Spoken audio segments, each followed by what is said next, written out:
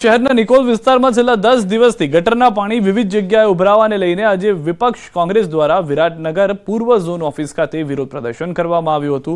ભાજપ હાય હાય અને ધારાસભ્ય હાય હાયના નારા લગાવી તેમજ બેનર દર્શાવીને વિરોધ કર્યો હતો।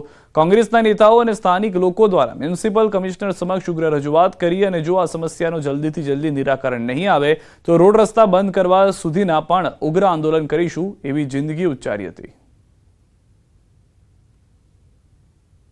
आप लोगों से कोई दुश्मनी नहीं है, पब्लिक की भी आपसे कोई दुश्मनी नहीं है। एक प्यार भरे भाव से आपको बोलने आए हैं। हम लोग कोई वो परिस्थिति का निर्माण नहीं चाहते। हमारी सरकार से दुश्मनी हो सकती है, आप अधिकारी हो, लेकिन हमारी आपसे विनती है कि जल्द से जल्द ये परिस्थिति का सॉल्यूशन आपसे लेकर आइए। ये आपसे उम्मीद भी है और पूरी कांग्रेस पार्टी और वहाँ के स्थानीय लोग आपसे रिक्वेस्ट कर रहे हैं कि जल्द से जल्द इसका सॉल्यूशन आना चाहिए।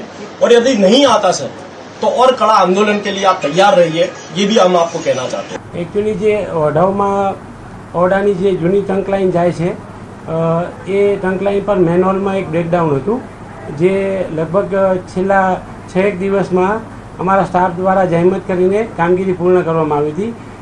છેલ્લી લગભગ 4 રાત્રિથી સળંગ 24 કલાક કામગીરી કરી અમે કામગીરી પૂર્ણ કરી હતી અને ગઈકાલે રાત્રે સંપૂર્ણ મેનહોલની કામગીરી અને લાઈન ચકાસણીની કામગીરી પૂર્ણ કરવામાં આવેલ હતી। આજરોજ અત્યારે ગોપાલ ચોકમાં હાલ કોઈ પ્રશ્ન ઉપસ્થિત થયેલ નથી।